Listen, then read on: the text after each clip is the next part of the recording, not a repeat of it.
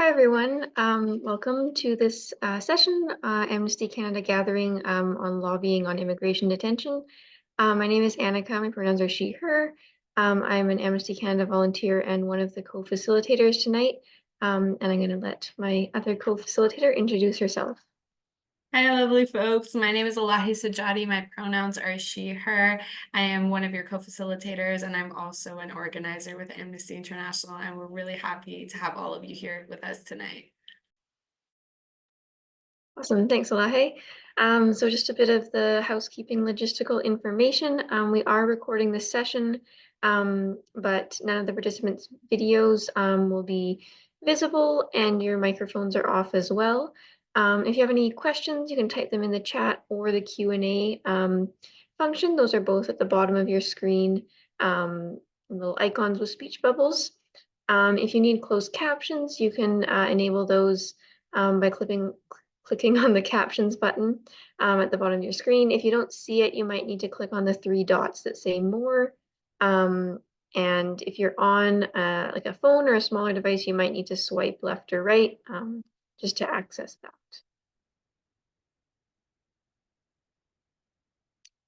So just going over an agenda and the learning objectives for the session.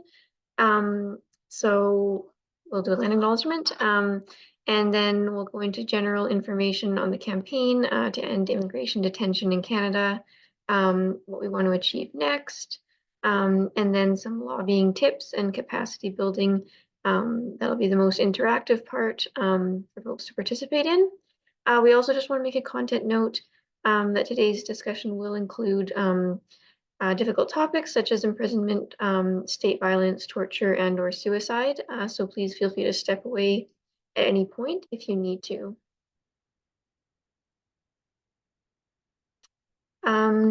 So we recognize that everyone is joining from different locations.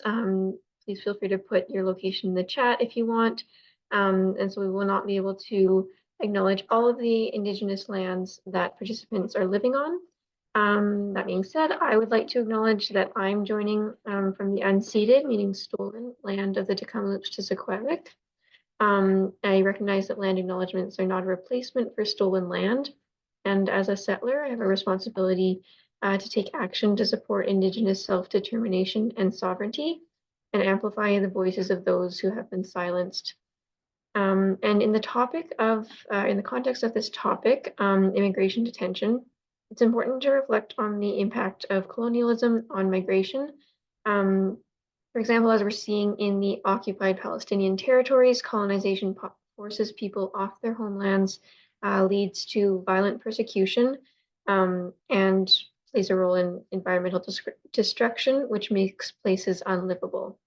It's also important to recognize that many Indigenous peoples are in solidarity with migrants and immigrants who are fighting for their rights, as we can see in the phrase, "No one is illegal on stolen land." Thank you for that. This is part of a series of sessions called Amnesty Gatherings. So the goals of Amnesty Gatherings are to learn about campaign goals, connect with like-minded activists to share ideas and get inspired, co-create initiatives that are innovative and centered on communities, and work together to create change. So hopefully we'll be able to accomplish that today. And I'm going to pass it on to Julia now to tell us a bit more about the campaign.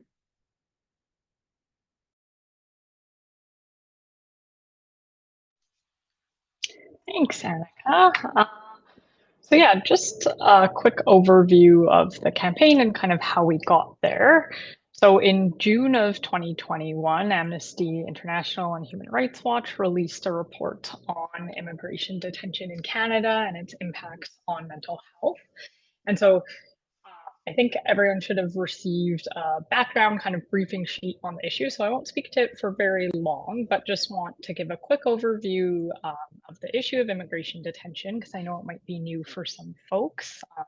Certainly, I know we're here to talk about lobbying, and even when we meet with government officials, MPs, sometimes they're shocked to learn that the practice even exists in Canada.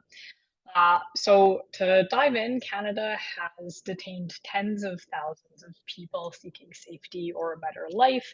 That includes refugee claimants, newcomers to Canada. It might include someone who's lived in Canada for a very long time, but who isn't a citizen.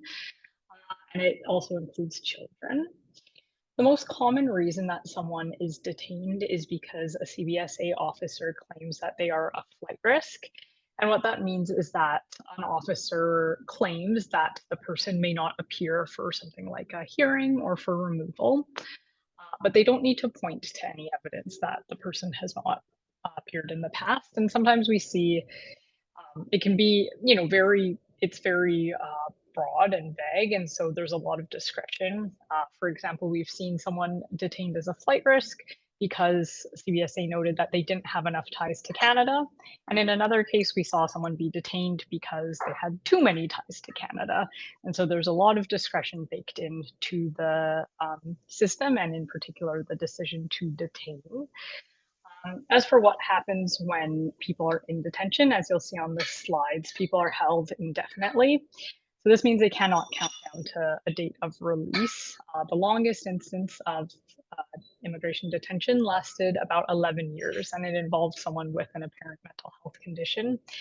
And people really talk about this as one of the most harmful aspects of detention, how they lose hope, and it's indefinite. They don't know when it'll end. You have no control over where you're held. You might be held in an immigration holding center, which is a dedicated federal facility, or you can be held in a provincial jail. Some of that's changing, and we'll get to that. And there are clear issues, Human Rights Watch and Amnesty, but people have been saying this particularly. People have experienced detention for years, and Amnesty and Human Rights Watch noted in their report that there's issues of discrimination within the system. So, for example, racialized people, and in particular, Black men from countries in the Caribbean and Africa, experience racism. They're more likely to be held in a provincial jail, and they're likely to be, or they're held for longer periods of time. Similarly, for people with disabilities, they can be detained in provincial jails. CBSA claims that this is to facilitate access to specialized care. But as I think we all know, you don't go to jail to receive medical care. And so what this often looks like is solitary confinement, which is very harmful for everyone and can exacerbate existing disabilities. And so the impacts of detention are very serious and long lasting. As you see on the slides, it's very traumatic. Even brief periods of time in detention can be really traumatic. it leads to family separation. Sometimes children can be detained with their parents, but sometimes they're separated from detained parents. And the system can be deadly. So 17 people have died since the year 2000 in immigration detention. So the report that our organizations released had many recommendations, but the key recommendations were, in light of all these harms and abuses that take place, for Canada to get on the path to abolishing immigration detention. And as a first step, to abolish immigration detention in provincial jails representing the worst, the harshest conditions of detention. And so that's what led to this campaign. After, advocates have been working on these issues for years, we weren't seeing movement from the federal government. And so we thought that in targeting provincial jails, we would have a new advocacy target, being the provincial governments who are not responsible for immigration detention. It's not within their jurisdiction, but because they were allowing their provincial jails to be used for detention, they had a say in it. And so we launched in British Columbia. There was an online action where thousands of people wrote in, and that got the attention of the BC government. They agreed to review the agreement that allowed the agreement between British Columbia and the Canada Border Services Agency, CBSA, that allowed people in immigration detention to be held in BC's prisons. And we then worked together with a coalition of human rights orgs, activists, abolitionists, people who had experienced detention, healthcare providers, faith-based groups, lawyers, Vancouver City councillors, a really broad group, and plans in action. And so I'll hand it over to Anusha to talk about some of that grassroots activism that took place.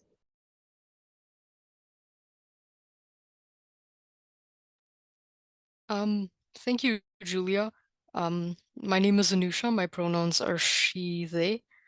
So, as you can see here, in 2022 and 2023, we've been doing many kinds of different grassroots activities in our activism. And to give an overview, this has included writing letters to both the provincial and federal level of government.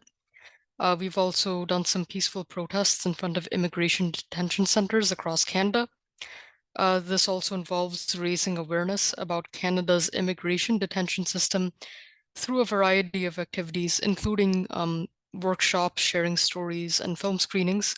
We've also collaborated with like-minded groups who help to further the work that Amnesty Canada is doing alongside Human Rights Watch.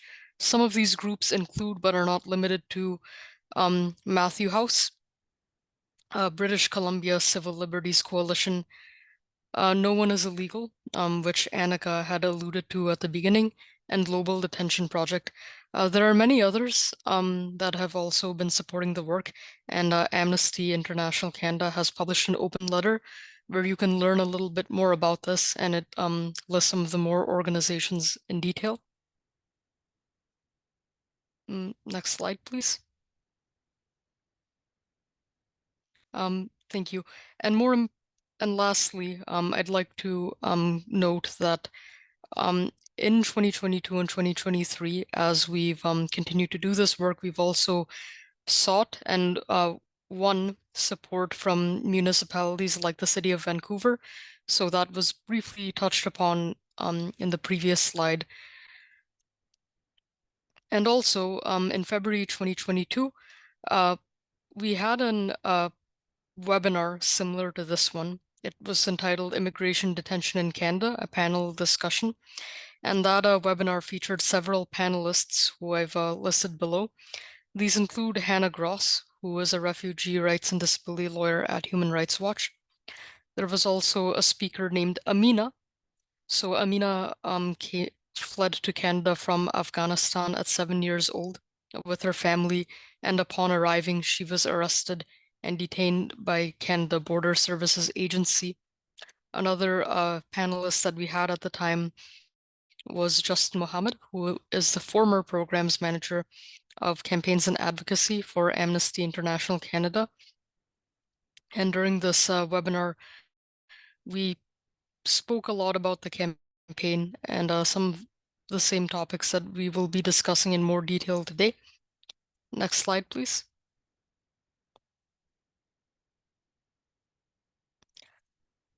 So to talk about some of our activities in more detail, in June of 2022, our team participated in many demonstrations, and this also involved Amnesty members from other teams as well, specialized teams, people involved in student chapters, community members, many folks.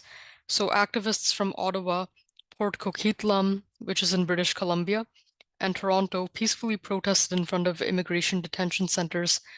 While doing so, they called upon Member of Parliament or MP Marco Mendicino and Prime Minister Justin Trudeau to end immigration detention and take action at the federal level. Shortly after, in July of 2022, BC Minister of Public Safety and also Solicitor General Mike Farnworth made a public announcement that the province of British Columbia would be terminating its contract with CBSA, Canada Border Services Agency. However, as I'll touch upon in the next point, Nova Scotia was actually the first province to actually end the use of immigration detention in its jails, although British Columbia was the first province that committed to do so shortly after they had briefly extended their contract with CBSA, which is why Nova Scotia had was actually the first province. Following these demonstrations which took place, some of the photos that you're about to see, which were taken outside of the 3 provincial jails and immigration detention centers, they were used in social media campaigns that targeted MP Marco Mendicino and Prime Minister Justin Trudeau. Next slide, please.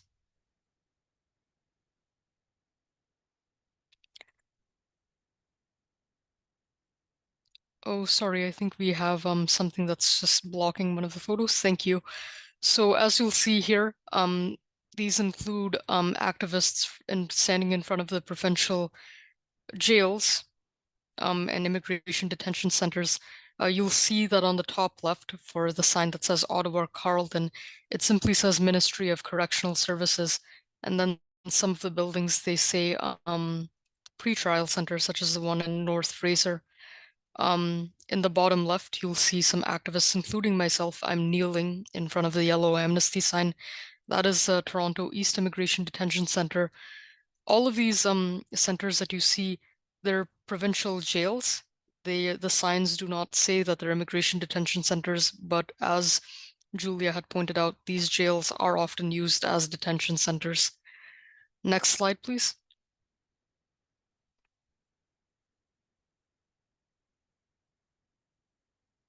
Thank you.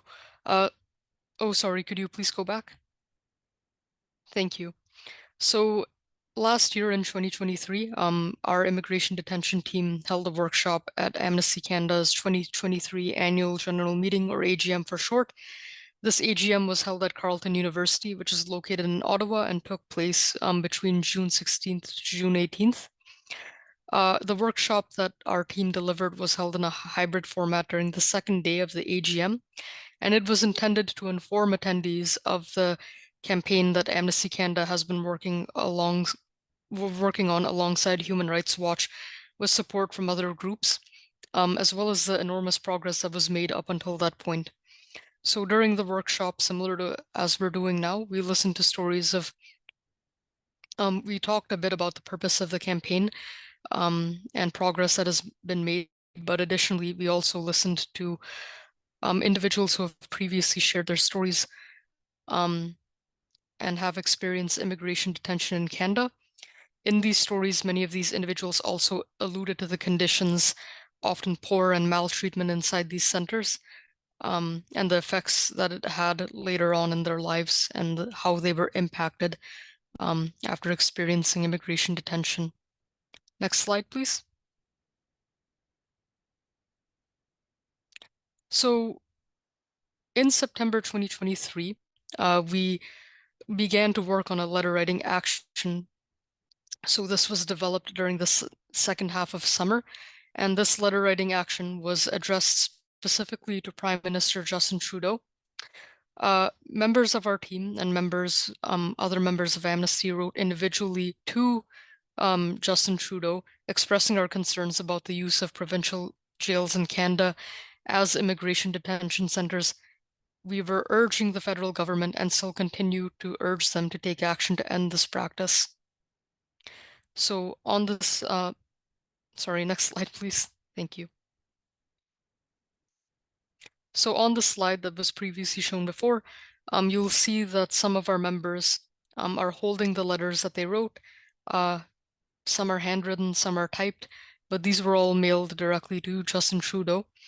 And we still continue to urge members to take action in this way. Some of our members have also adapted this letter a bit. So they'll write to Justin Trudeau, but you can also write to your local member of parliament, or even better, you could also write to MP Mark Mendicino, as he played a key role with regards to immigration detention center in provincial jails. And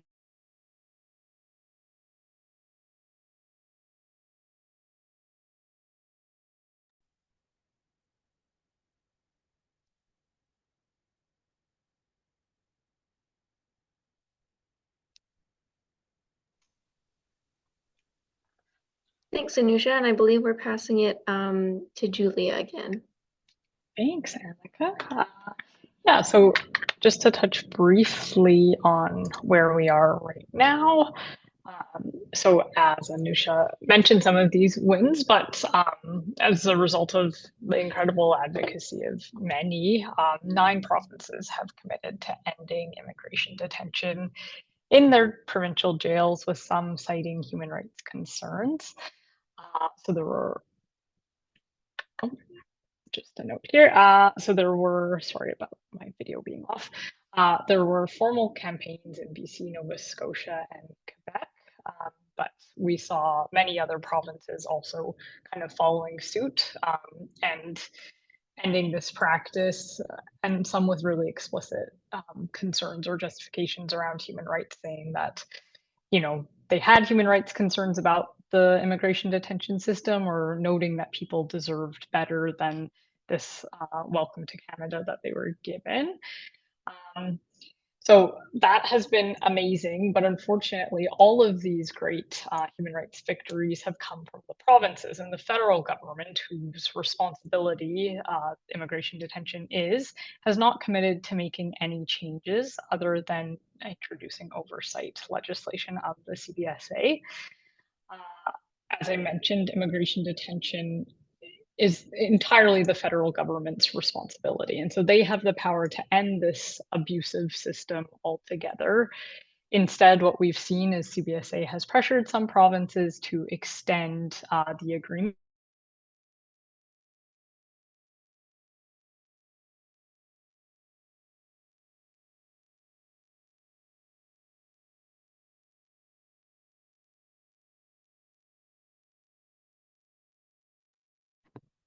I'm sorry, Julia, we lost your sound, or I lost your sound, so it might be the same for other people. No, we still can't hear you.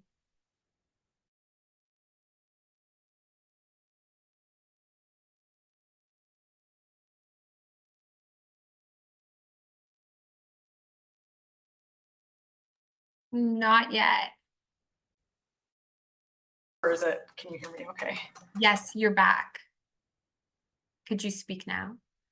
Okay, amazing. Thank you. And thanks for flagging, and sorry. I'm not sure where I may have cut off, but I guess I'll just say that, so I guess to recap, we haven't seen any movement or commitments by the federal government. And unfortunately, we've seen some kind of concerning steps, including the more securitization of the immigration holding center, as people from who would have been held in provincial jails are coming to the immigration holding centers. And so it just shows that while we've seen, you know, amazing results from incredible advocacy, there's still a lot of work to be done. And that kind of leads to our next slide of where we want to be.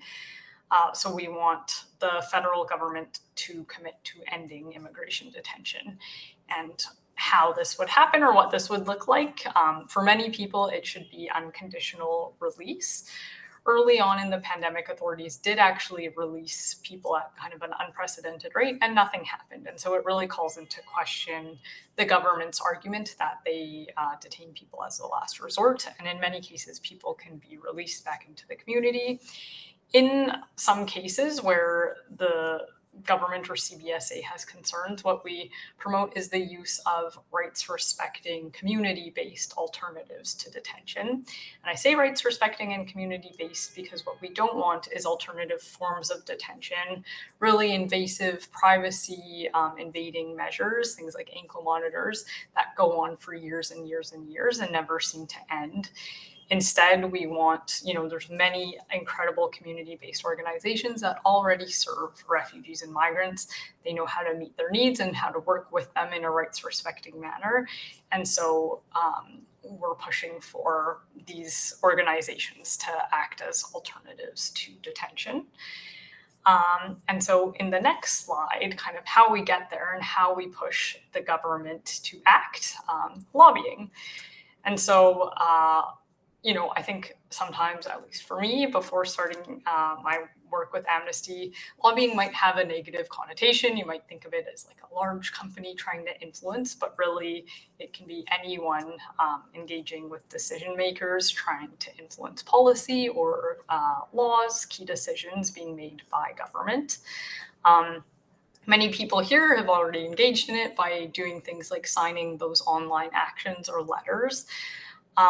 And so what we've been doing throughout the campaign is individually reaching out to MPs so that we can meet with them.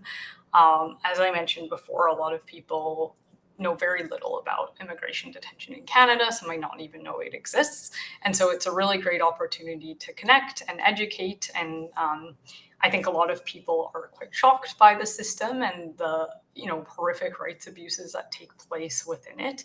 And so they're compelled to do something. So to an example of what we've been doing, we would write individually to MPs and try and get their attention by connecting it to them.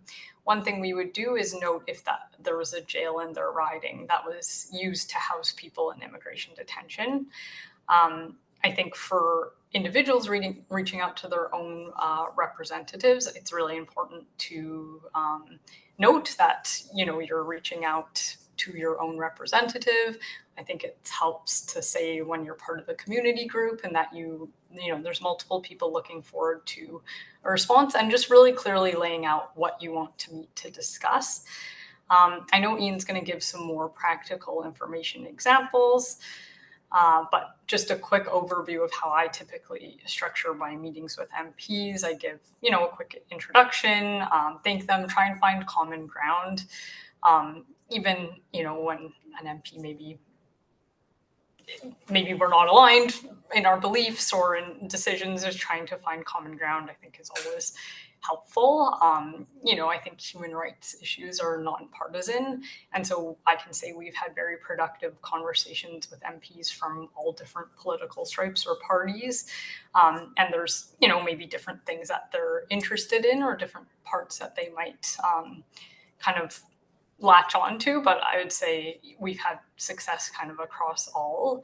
A big part of it, I find, is education. As I mentioned, many aren't familiar with the system. So I would give a quick overview of the key issues, kind of what's outlined in that briefing note we had shared. And then always ending with our ask of the government broadly and of them personally. Obviously, ending detention is kind of our key ask of the government. And then to individuals, things like raising it in question period if they're, depending on their political party, or raising it in caucus, or even asking them, this is an issue of concern, what can you do? And then asking if they have questions for you. I think dealing with questions from an MP might feel daunting because it's a part you can't really prepare for. You're not necessarily sure what they're going to ask, but I think it's important to remember that when you're reaching out, it's as an individual who they represent. And so no one expects you to have all of the answers. You're there to share your view, and, chances are they might ask you something you don't know, and it's completely okay to say you don't know. No need to try and, Google on the spot or scramble for an answer, you can always say you'll get back to them or try and steer the conversation in another direction. So that's kind of, I guess, my quick overview, but I know Ian has some more practical examples, so I'll pass it on to Ian.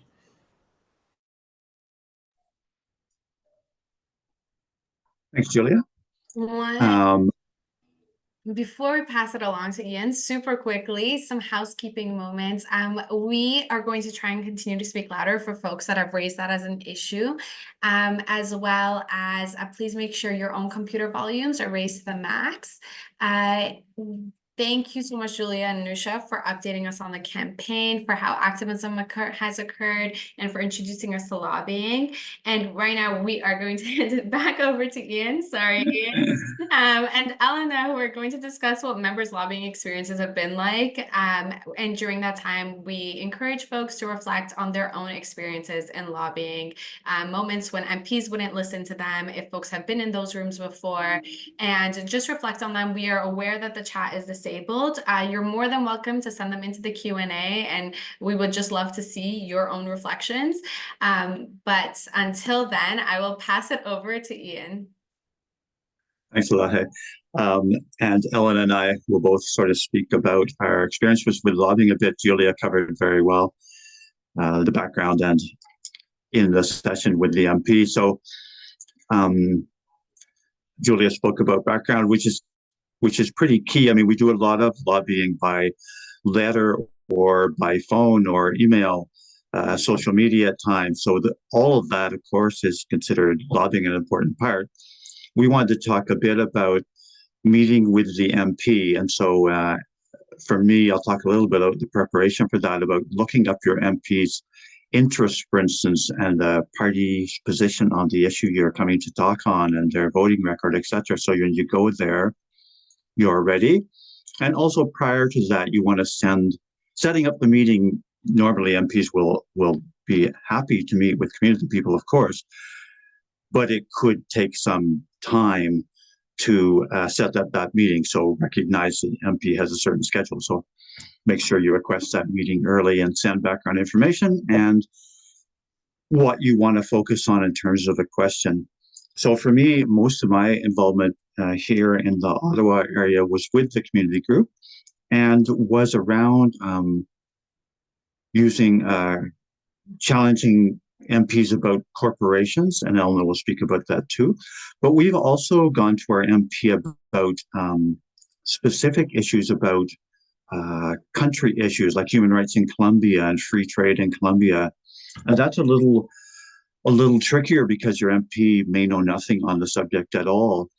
But sometimes MPs have been connected to briefings about certain countries, or they may have been on a mission to certain countries. So try to look for that before you go as well. So that kind of background, I think, is always useful. And going in, MPs may not know the topic, as Julia said, in which case you'll need to talk to them about it.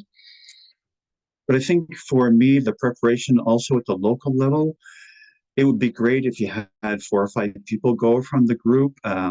That's always good. We often had 3 or 4 for sure. And then you split up the role a bit so you're ready to go in and who's going to ask what. Make sure you focus on the questions you want to ask.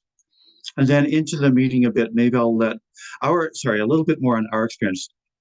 Often the MP didn't know the subject, but often they said they would follow up and were interested in the subject. So we had to be key about what we want to ask them, what we want to follow up on in the meeting. We never sort of expected the MP to come into the meeting and say, we'll do what you're asking, or we're going to take that position. It was nearly always not like that. It was nearly always like, thanks for your information, a pleasant chat. As Julia said, find common ground to have a discussion. But decisions didn't take place in that meeting. It was more our presence and being there. I'm going to pass to Elena, who's going to talk about specific examples. She had a little bit more about the exact meeting with the MP because she's been to a few, as have I. But to say what Elahi said, we figure many of you have as well. Looks like the chat is enabled, so people could share in the chat their experiences or their tips on lobbying as well, because the two of us are here just to share our experience, but I think many people have lots of experience with this as well. So please feel free to share that as well and ask any questions, especially on this topic, to Julia. So Elna, please jump in. Thank you very much, Ian. And hello, everyone. My name is Elena, and I'm going to try to follow up from Ian with a few tips and ideas on how best to lobby our MPs. And I really hope that I'm speaking loud enough for people to hear me. But if people don't hear me, put it in chat, because now the chat is working. So I can hopefully make my volume even higher. I've been part of an Amnesty International community group in Toronto for a very long time. And one of my experiences as an activist was lobbying MPs. And when I started, of course, I didn't have much experience of that. So I'm going to talk about my first ever experience lobbying an MP. And it was regarding to creating an ombudsperson for Canada for responsible enterprise, for corporate accountability. So an office that will review complaints about possible human rights abuses by Canadian companies working outside Canada, especially in the garment, mining, and oil and gas sector. And it was a campaign that many Amnesty members and supporters have been involved in. I know, Ian, you've been involved in that. So it went for a few years, and it involved different members of Parliament's private bills that we supported and engaged with. So I would like to really focus on 3 key points. And as I said, taking it a little bit from where Ian just ended. And one thing to say is that while some people might be at ease going to meet their MP on their own, it is perfectly okay to go with a buddy or two. So in my case, as somebody who's never done it before at that time, I really wanted to go with at least one other person. We, in the end, ended with 3 people, me being one of them. And what is important is to ensure that one of the people who are going to meet with the MP is living in the riding of that MP. So I went with 2 other activists, and one was from the riding, and we led that individual to take a bit of a lead, introducing themselves, saying that they live in the riding, and then go on with more of the presentation. And of course, we shared the presentation. The other point I want to make is that, and I think, Ian, you also mentioned that, but most of the time, the MP knows little to nothing about the issue, especially on certain things with Amnesty, I find. So it's more likely that you are the expert, you would have more information.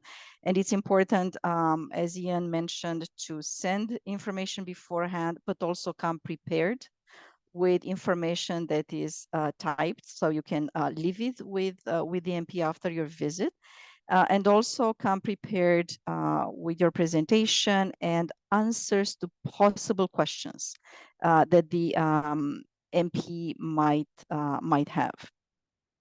And I know in our case, much of what we were talking, especially on impact of Canadian companies in other countries, was quite new to that MP. And the third and last point I want to make is that it's hugely important after the meeting, you do a follow-up with the thank you message for the time given by the MP. But that email message should also have that same information, a 1-pager or report or whatever it is that you have, so that the MP has it offline, online, in just all ways possible. And it's possible for us to check what's on Parliament's agenda when a bill we are interested in will be discussed and so on. So it's always worthwhile to keep an eye for that. So if you see something that's of interest to us that we campaign of, it's going to be discussed in Parliament, send another email reminder or a call to the MP you met with to remind them about the issue, and express your hope that as your representative, he is going to take it to the floor and support it. So I'm gonna stop here because I know there is lots of knowledge inside this virtual room from our attendee. And we want to ensure that you have a chance to just share in chat, or we can unmute you, or in whichever way. So I'm going to give it back to our facilitators. Thank you.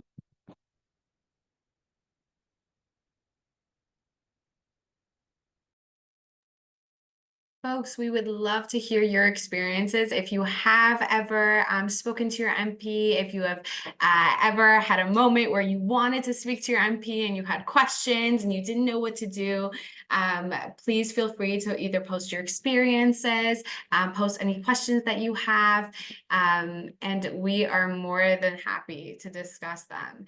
And so, we will take a moment here and give everybody a second to fill it in. Hand up. I saw somebody's hand up. Okay, we'll give it another moment. I'll to get the ball rolling. I'll share what I shared in the chat. I recall my first MP meeting where all I wanted to talk about was with police violence. It was what I was passionate about. It's what I am still passionate about, and I want to talk about abolishing the police. I want to talk about decreasing police budgets. And the MP that I met with just consistently wanted to change the topic, move to another issue, that their hands were tied. And it was a real exercise in frustration, but keeping dedicated to my goal and maneuvering the conversations in ways where they couldn't move away from the topic. They had to talk to me about what I came there to talk about. Wonderful. I see somebody else has their hand up. So I am just going to unmute over here. Perfect. Hopefully should work. Luciana, do you want to take the floor? Yes, thank you. I want to reiterate what Elena brought up, that bringing in a delegation of 3 or more people is critically important, because I know that in my constituency office, they take names and addresses. So the more people you have from that constituency is better. Secondly, each person represents at least 200 voters or citizens from that constituency. So if you come in with a delegation of 6 and you've chosen one person to speak, those 6 people represent 120 constituents to that MP. If you have written documents or just a sheet with links to information to and credited organizations like Amnesty International, like Fair Vote Canada, like Migrant Workers Association, and bring in links to where they can do the research, where the executive of the office of the constituency can do that research, because there's no way the MP can do that all on his own. He's dependent, she's dependent, they are dependent on the work of their constituency office. Be aware that I can only speak from my experience. I'm in Toronto, and my member of parliament is he is mendacious. He lies to people. I've been misled repeatedly. I've gone in to speak with this member of parliament 2 or 3 times on proportional representation, on the murdered and missing Indigenous women issues. And when they tell you that they have voted this way or that way, you can check the Hansards. This is in public record. Check their voting history, and you can check to see whether they have voted for a bill, against a bill, or they have failed or abstained from voting on an issue. Often, to hedge themselves, they will tell you that they disagreed with the government, or yes, they voted for something, when in fact they have abstained. They did not vote at all. So you can bring their voting history to them as a pressure. So these are things that you can arm yourself with when you do go in to speak with your member of parliament. Have their record of voting, because they may say one thing, but they have voted something else. They may believe in one thing, but the government will whip them into voting against or for a particular bill. So bring that in, arm yourselves with that. The more knowledge you have, obviously, is the more power. Thank you very much for this time. Luciano, that was so helpful. And I know I will be personally taking those tips and just echoing those 100%. It has always been more effective because you just assume the member of parliament has that knowledge. You know, they are advocating, they are sitting there, they're on the stage, and you assume that, you know, they care about housing. They should know about the issues that you're bringing forward to them that are important to you. And so often you'll find that there's that gap in knowledge. And so having that information, ensuring that you can stand on your facts from reputable forces, and being that delegation is so important. So thank you so much for your advice. That is really helpful. One other thing, if I just may quickly add, what we also did on one of the issues, on the proportional representation issue, we collected a group of citizens out of our own pocket. We paid a survey group to survey the constituency, how they felt on an issue. And then we took that to the Member of Parliament. Aside from the National Fair Vote Association, we had our own local survey done, how people felt on proportional representation, as proof that we wanted it in that constituency. It didn't help, however. He ignored that. That's the kind of MP that we have to deal with in our constituency. Better luck with everyone else, I hope. 100%. And that's the power of organizing for the next election to move it forward. That's wonderful. Thank you, Luciano. Again, we truly appreciate it. If anyone else has any other MP stories that they'd like to share, happy to take one more person. Any advice as well. This is a great session for us to learn from each other, and I find that that's the most valuable thing in organizing. Amazing. Ibrahim, I see your hand is up. Give me 1 second. Brilliant. You should be able to unmute. Can everybody hear me? I believe so. I will speak for everyone. Everyone, if you can't hear Ibrahim, please comment in the chat. All right, thank you so much. My name is Ibrahim Adao, and I am very much delighted to participate in this wonderful session. I actually came to Canada as a refugee in the first place, and I have so many friends who came from the border. And, you know, I am very much aware of the processes they go through, which is all about, you know, for example, like they have to provide their identity, they have to wait for a process to take place.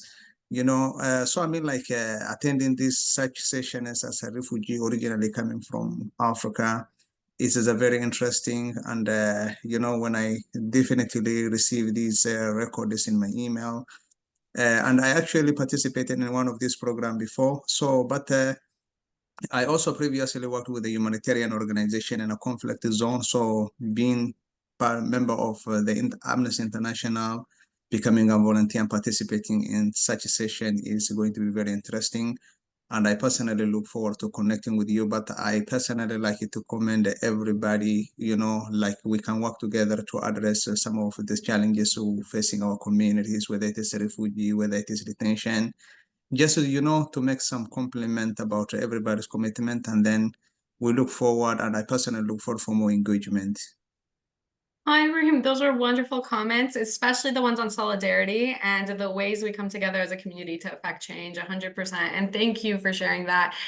Yes, we are happy to get all folks involved in activism, lobbying, working together to make the changes we want to see within our community. So thank you again for sharing that. Really appreciate it. Wonderful. If anyone has any other experiences, please do document them in the chat. I'm sure people would love to learn as things come to you as well. For now, we will move over to our Q&A portion of our event. And so I believe that we have 2 questions that were submitted into the Q&A earlier. If other questions come to mind, submit them in the Q&A, submit them in the chat, and we're happy to delegate them. I'll start with the first one I have here, which is, the tip sheet states racialized people are often incarcerated for longer periods. Are there any non-racialized people held in detention centers? If so, do we know how many? Julia, can I prompt you to unmute? Beautiful. Yeah, absolutely. So yeah, there, you know, people in immigration detention can be from any background, any country. The government does not collect disaggregated data based on race. And so we don't actually have those numbers, which is a huge problem and a gap. It's a constant battle, I'd say, or difficulty, because we want to know and need to know.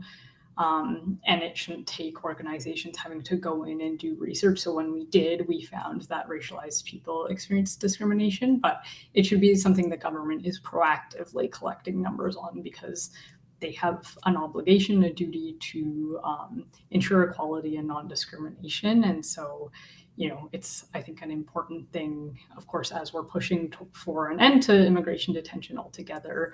But before we get there, it's also important to have disaggregated data collected on the race, gender, et cetera, of individuals, so that we can learn more.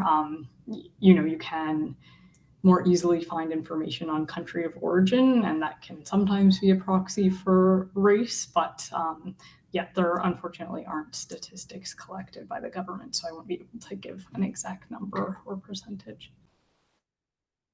It is incredibly helpful. Thanks, Julia. And for sure, with the way systemic systems work, it's always important to have the facts and numbers before us to see who's most affected. Moving on to the second question we've received. Have you heard of immigration detainees being held within mental health institutions? I have not. So my understanding is that, if you're in detention, there are kind of two options. It's either an immigration holding center or a provincial jail. Of course, with all these provinces ending their complicity in the practice and their agreements, there are fewer and fewer jails available. So while people, they can't be detained because they have a mental health condition, but they can sometimes symptoms of their mental health condition lead them to being detained. And then what CBSA's guide tells them is that, in cases where people have needs and need specialized care, you should actually put them in a jail to facilitate that access to care. But as I mentioned before, that care just isn't there, and instead people are just often pushed away and thrown into solitary confinement. And so I don't believe there's any sort of mechanism in place for someone who is held in immigration detention to be put in sort of a facility. I guess one exception is if someone was in kind of acute medical distress, they might end up in a hospital. We sadly saw there was a coroner's inquest into the death of a man named Abdurrahman Hassan that happened last year. The inquest happened last year, and he had died after being held in detention for a very long time, but he ultimately died in hospital in really horrifying conditions, but after being held in immigration detention for years and years. Thank you for that thorough answer. Moving to another question that we received. Mary Ann Mehta asked, considering that MPs argue that most of the detained immigrants are arrested based on alleged participation in criminal activity, and noticing that the main emphasis in addressing this issue is through legal reforms, policy changes, community-based initiatives, I'm just wondering if restorative justice measures have been considered as a potential part of the solution as well, and if they've been previously addressed with the authorities, especially for teenagers.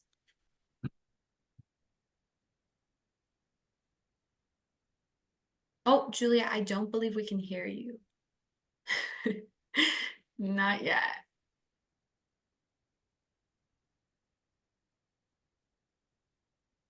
No. Let's maybe try now. Yeah, I think so. Try again. Oh no, I can't hear you. Oh no, I can hear you. Okay. Okay. Okay. We love technical problem solving. Yay. I don't know what's going on with my speakers. So I think the Canada Border Services Agency does a really good job of painting people as a risk and using language that makes people sound, it's very dehumanizing language, makes people sound like scary or a threat. But it's not true that most people are detained because of alleged participation in criminal activity. As I mentioned, the vast majority, like I think the stats are still over 90% of people are detained because a CBSA officer claims that they might be a flight risk, meaning that they might not appear for a hearing. There are some instances, it's a very small number of cases, where it is alleged that they might be inadmissible based on criminality or a danger to the public. But I think to your point here, we have a criminal justice system, and of course, that system is not perfect. I don't mean to suggest that it is, but that system exists and it's separate. And so for citizens, if you ran into trouble with the criminal justice system, you either receive bail or your charges are dropped or you're found not guilty, or maybe you are found guilty and you serve your sentence and that's it. And that's the end of it if you're a citizen. If you're a non-citizen, the only way you could end up in immigration detention after running into trouble with the criminal justice system is if the criminal justice system deems that you're free and able to live in the community. And then the immigration detention system steps in and labels you a risk and you go back to detention. And so I love the focus on restorative justice, but criminality isn't actually like a true ground for detaining someone. It might be inadmissibility. And so restorative justice principles wouldn't be necessarily appropriate because they're not detaining people because they're not detaining people for a crime. They're detaining people solely for administrative immigration purposes. Yeah. Wonderful. Yes. The next question that we have here is, as a result of detention during a long period, do you know if people detained will develop mental health problems? Yeah, so that's exactly right. That's one of the things we found that, both for people who already may have had a mental health disability when they went into detention, that it makes those disabilities worse, and that people can develop them while in detention, particularly post-traumatic stress, anxiety, depression, having suicidal thoughts. Some people have died from suicide while in detention. And so people do develop really serious mental health disabilities, particularly, as you note, as a result of a long period of detention, but even short periods of detention can be really, really harmful. Another thing people talk about as parents, the impacts it has on their mental health, and their ability to parent is stripped away from them because they can be separated from their children, and just what that does to them, and the sense of fear and helplessness that it causes. Absolutely. The compounding effects of being marginalized in so many ways within a space that continues to perpetuate is no light feat. We have another question here.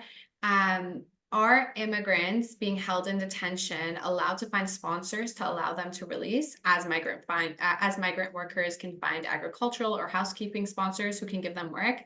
I realize immigrant workers are only allowed a limited stay in Canada, but at least this will get them out of detention. So it's not necessarily the case that you've fallen out of status and that's why you're in detention. It could be that you've made a claim for refugee protection that hasn't been yet processed. It could be that CBSA isn't satisfied with your identity documents. So no, it wouldn't be the case. It's not really a matter of having work or work to lead to status that would necessarily get someone out of detention. There are sometimes, so kind of related, I think, to what you're asking, there are some instances when we talked about alternatives to detention, and we won't necessarily advocate for this, but currently the system, it kind of mirrors the criminal justice system and this idea of bail. So it might be a family member putting up an amount of money for you to be released. That's not always available, and that's not always the case.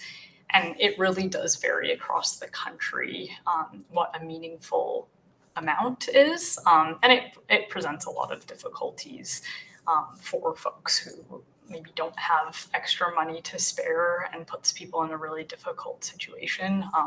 But so yeah, that's, I guess, a somewhat related concept, but no, it wouldn't really be a matter of getting kind of a work visa or work sponsorship to get out of detention. You might already have a work visa, but end up in detention, and it's actually detention's what is stopping you from being able to work. Thank you, Julia. That was all incredibly informative. And we really appreciate your time here today. And thank you everyone for sending in such wonderful, thoughtful, thought through questions. Having done a few immigration detention panels and such so far, these questions are new to me as well. So wonderful. If folks have any last questions, please do drop them into the chat, into the Q&A. We will do our best to text answer them as the panel goes on. But for right now, we will hop into our next session. And can I get you to share the screen for me? Wonderful. We'll give it a second while it loads.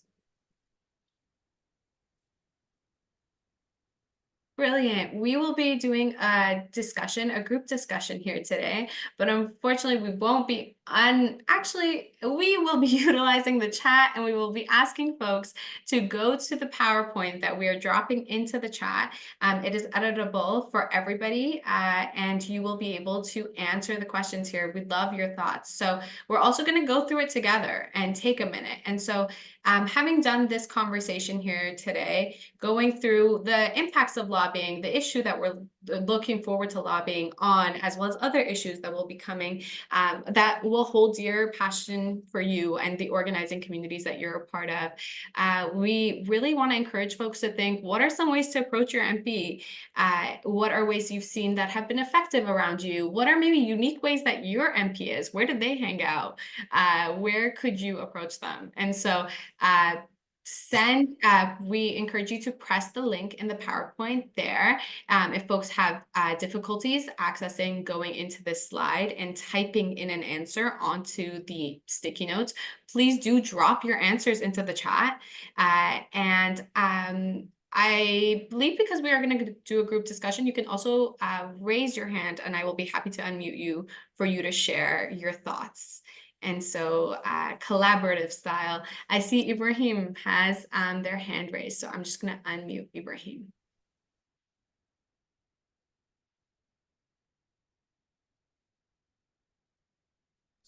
Thank you so much. By the way, you know, I cannot, when I am typing, I don't know if you are receiving my question or my writing, but in order to answer to this question, I think some of the actions that we can take to approach our MP is, I think, to write a letter. The other action that we can take is, you know, to share, you know, the latest information about, you know, the detention, raise our common concern as Amnesty International. And then if there is a gathering, community gathering, fundraising, you know, we can approach and then talk about a subject, a concerning subject by, you know, having a poster, you know, participating in demonstration. You know, I think those are some of the key approaches that has already been in place that we need just to press on. And then I think that will be the best approach. And then even if it is possible, the other thing that we can do is record the videos, you know, and share with the Amnesty International, post it, you know, and then, yeah, I mean, like the MPs can even raise their voices in the House of Commons. And then I think that can be the long-time approach. Absolutely. Those are all great ways to get involved, especially with social media, posting videos that go viral that are specifically calling out your MP. Yeah, it might be a different approach from the direct lobbying, sit down, have a conversation with, but are ways definitely to get your MP's attention. I know, for example, for my previous MP, he hosted a lot of barbecues, and I would attend those barbecues. And that would be a good space to approach my MP. And so for sure, those are great suggestions, Ibrahim. Thank you so much for sharing. Does anyone else have anything that comes to their mind that they would like to share? Uh, yeah, if I can add some, yeah, sorry to interrupt. If I can add something, I personally have a social media network like Facebook page, Instagram, and like a Twitter, which I use for humanitarian purposes. And I have a lot of connections, many of young people, especially communities, through with whom I share this kind of information. And I will be able to share with you my Facebook link. I have a lot of followers. I think this can also be a good approach. Absolutely. Anywhere where we are gathering our communities and folks are able to listen in on us and the things and causes that are passionate to us, and we can compel people to also go lobby, like that is a huge part of this as well. We are taking that knowledge and we are sharing it. So yes, absolutely. That is great and wonderful. And please do. Great. Does anyone have any other suggestions for how they would approach their MPs? I know some MPs will hand out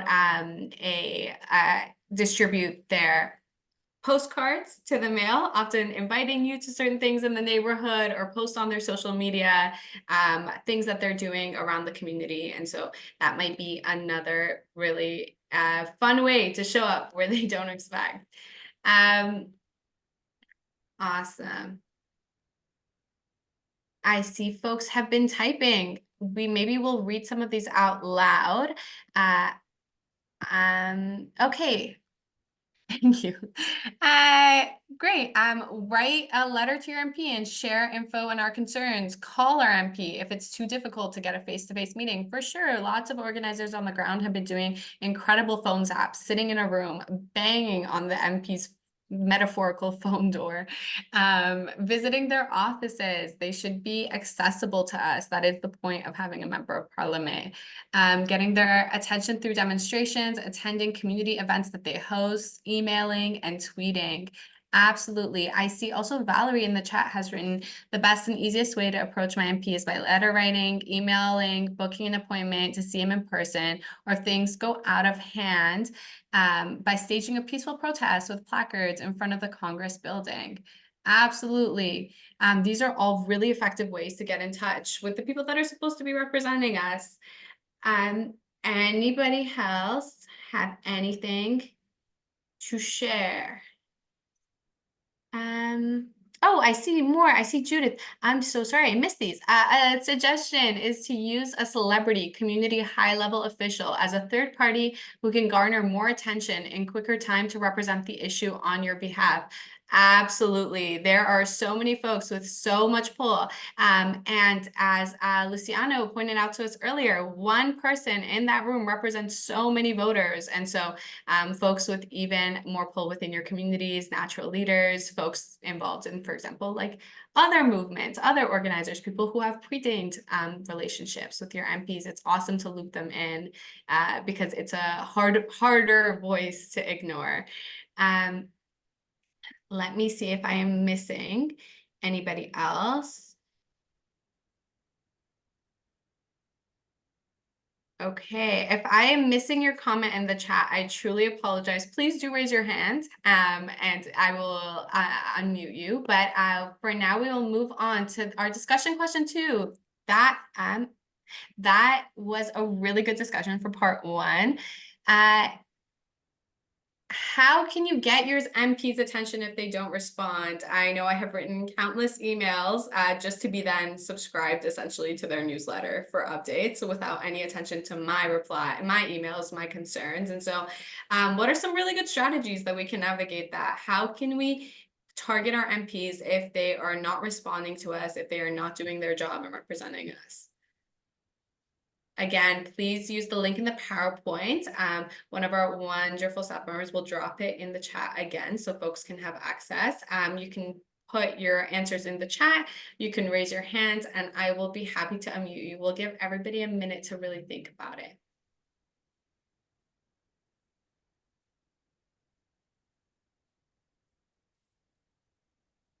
Ibrahim, yes, please. Oh, let me do that again. I think, sometimes it is very challenging if you keep sending messages or, send a letter by mailboxes or even, yeah, sometimes it happens that they don't respond. And then there may be a very challenging issue that needs to be raised. I think if they do not respond, the best approach is, to just keep going, not stopping anywhere, keep going until they, say, okay, we receive a lot of papers, a lot of concern, a lot of issues from public. I think that would be the best approach. And the other one is that, like a general meeting where, all the human rights advocates, change makers, young people, and even people who are raising this concern come together and then speak in one voice. That would actually definitely make a big difference.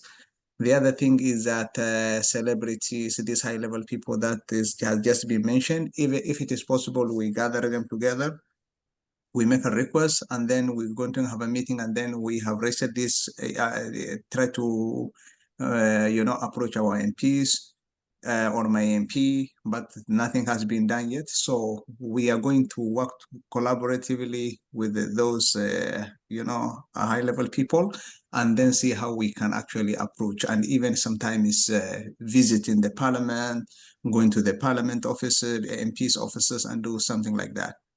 Absolutely. Those are really great ways to ensure that when you've put the pressure on you've put the pressure in all the ways that you can think of, conceivably getting together as a unit, working with the people around you to multiply that pressure tenfold is great.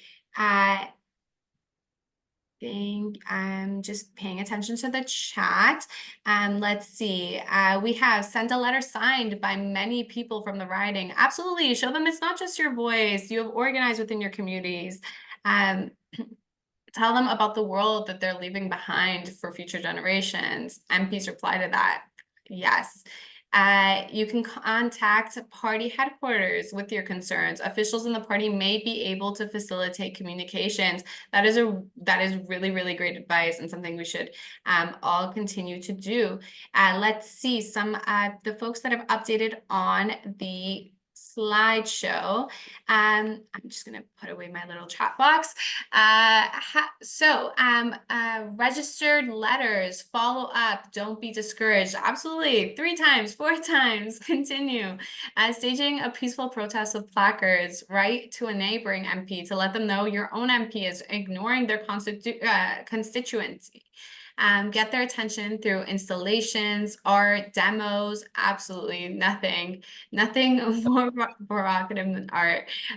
Call, super important. Have a letter writing campaign. We here at Amnesty are quite good at that. So we love to see folks getting together and just writing to these MPs continuously over and over again, especially when it's targeted, and try to attract media attention. CC others to show that multiple people are interested. Tweet at them. Yes, use public forums where they are being called out. They are being shown that they're irresponsive. Visit the constituency office repeatedly if necessary. Try to convince a responsible constituency staff who do have the ear of the MP. Absolutely. There are lots of people that work for the MPs. It is not just that one individual. And so great reminder. TikTok, a letter to the editor calling to the non-responding member might get his or her attention. Absolutely. These are great avenues. Both more modern with social media and going to newspapers. There are so many ways to make sure that we can continue to push our MPs to be responsive, even when they're actively choosing not to listen to us. I'm gonna give it another minute if anyone else wants to put anything else in there. Otherwise,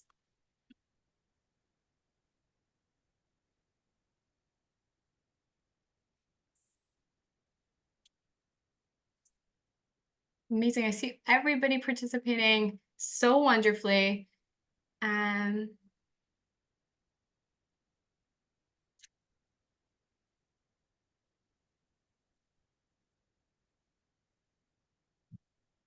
Great. I think that is our 2 discussion questions for the day. now that we've kind of just started thinking really about, how are we going to approach these MPs? How are we going to get their attention if they're not responding?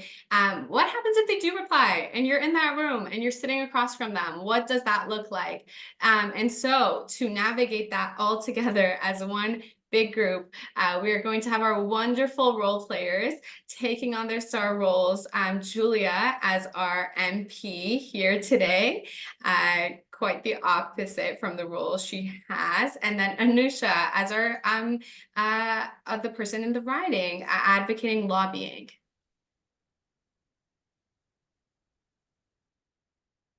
Hi, Julia. It's a pleasure to meet you. As you know, as you may be aware, I'm a constituent who lives in your riding, and I'm quite concerned about the issue of immigration detention here. I've spoken to some of my friends who came to Canada as refugees seeking asylum, and they were sharing with me their experiences with detention in provincial jails here. They said it was quite terrible. The food was horrible, the health was bad. They didn't really get any legal help or things like that. And when they came out of it, it was just hard to adjust. Can you please tell me more what you or the government is planning to do about this? I mean, my friend isn't the only one who's experienced it. There's many people across Canada and even more in your neighborhood. Thank you, Anusha, for bringing this to my attention. To be honest, I didn't know that this was happening across Canada. Can you tell me why they were detained? Sure. So they had been trying to come to Canada about 2 years ago, and as they were crossing the border, they alongside their mother, who they were coming to Canada with, they were arrested by Canada Border Services Agency. They had kind of stated why they were coming. They were fleeing from overseas from Afghanistan because of violence in their country. And they wanted to stay together, but unfortunately, CBSA didn't really like hear them out and they separated them. And luckily, they were able to be reunited after they were released, but that took about 3 months or so. 3 months. Wow, that sounds really terrible. And Yeah, do you know so, about the East Detention Center here in Toronto? That's actually where they were held, which, as you may be aware, is a provincial jail. wow, I didn't, I So mean, they were basically treated like inmates. I wonder what you think about that. yeah, I know of the detention center, but I didn't realize that people were being held there on immigration grounds. That is very, very concerning. But are you aware of how inmates are treated within provincial jails? They basically receive the same treatment. They even told me that they were held in solitary confinement for 2 weeks at one point. I've also heard stories that some people are held there even longer, and that can have a tremendous impact on someone's mental health, regardless of whether they've committed a crime or not. Yeah, I hear you. Yeah, that is a concerning issue. I've seen a bit in the news about some changes taking place. So it sounds like provincial jails aren't going to be used as much anymore. So it seems like this issue it's being taken care of, which is good because that's pretty What do you concerning. mean by taken care of? What are the specific steps being taken um, to ensure that happens? And how is the federal government working alongside provinces and territories? Well, I've heard that some of the provinces, their jails won't be used for immigration detention. So I know there's some facilities I think that are just for I don't think that immigration. answers my question. Can you please tell me more about the specific steps that are being taken? Have they actually talked about the contracts? I know that I asked you about what the federal government is doing with provinces, but what are the municipalities also doing to ensure that they are kind of working are included in this framework as well? I mean, as I mentioned before, immigration detention has a very often negative impact on people's lives once they've experienced it, especially when they try to find housing or work afterward? I mean, as your federal MP, I'm not as familiar with what the municipalities are doing, but I can certainly commit to finding out more about what the federal government is doing. One thing I know is that we're introducing legislation to create an oversight body for the Canada Border Services Agency. I hear your concern about the way people are treated, and that's something, you know, we've really made the commitment to do and we're excited about. And so we certainly Where hope would our I be able to get more info about that once you kind of like find more info on this? I appreciate you taking the time to speak to me, but I'm just wondering how can I follow up with you after or find more info about this new information you're telling me about? Yeah, so for the Bill C-20, you can, it's available online. You can see where it's at. It's currently at the third reading. Where do you mean online? Like, where does someone go to read more about Bill C-20? Is it on the House of Commons website? Somewhere Yeah, else? yeah. If you Google Bill C-20, it should come up on the House of Commons Okay. website. And are there any specific questions, any information I can look into and come back to you with? I think that's okay for now, but I'm just wondering, like, once I've taken a look through Bill C-20 on the House of Commons website, how can I contact you if I have more questions about it? I mean, I know that sometimes you're in the community, but I'm sure you probably do some work in the office. Maybe you're at Ottawa sometimes. Yeah, certainly welcome. We're here and we serve you, and so we want to hear from you. And so welcome you to reach out by email, and happy to chat again with you about this. And thank you so much for bringing it to my attention and for being such an active member of the community. I appreciate your work and appreciate you bringing this issue to me. Well, thank you. I again appreciate having the chance to talk to you, and I look forward to hearing from you soon. Hopefully, Likewise. there'll be some updates and some more positive news by then. Absolutely. Thank you. Bye.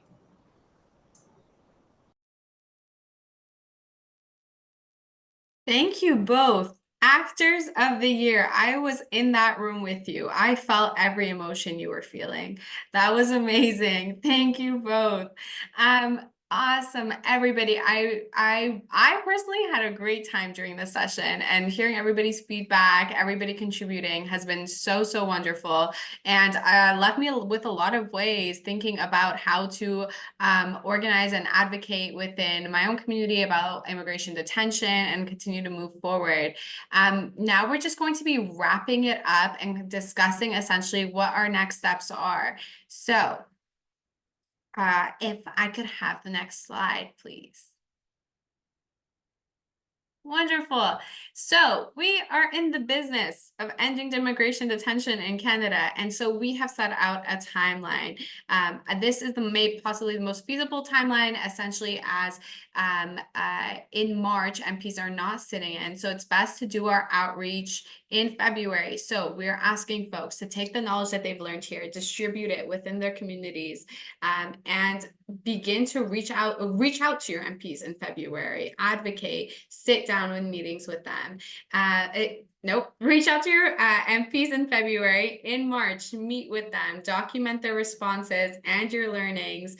And then April, we will come together at a follow-up Amnesty Gathering to report back on what we have learned, how much progress we've made, what we have been told, and discuss further in this community space. And so we will also be sending a survey into the chat currently. We encourage everybody to fill out the survey. We're going to actually give everyone some time right now to do it, just so that folks can take a minute. It'll be the best way to, one, get in touch with us, for us to get in touch with each other about lobbying opportunities as they rise.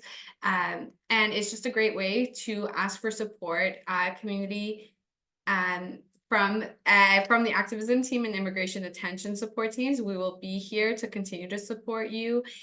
We will also be sharing all of these resources so you can see them and have access to them, and all of this learning can continue to go on. Please feel free to review them, to distribute them among other folks that are passionate about the causes that you are. And we really truly encourage everybody to take a moment to press that link right now, and fill in the form. And just as another note, a plug, in February, our human rights agenda will be released, and it will have information both on immigration detention, but also other campaigns that we focus on and other ways that you can continue to be an advocate within your community. We really appreciate everyone joining us today. It is wonderful to see so many folks out on a Thursday all together in this one virtual space. Your contributions have been so incredibly valuable and are things I'm going to take with me personally to practice, as I'm sure a lot of your fellow attendees will as well. We truly appreciate you all. We appreciate your activism, and please fill out the form again if you would like to be in touch, if you would like to continue lobbying, and keep an eye out for our next notice in April about our gathering. We'll report back on the conversations we've had with our MPs in March that we've set up in February. Wonderful. Thank you, everyone. We appreciate it.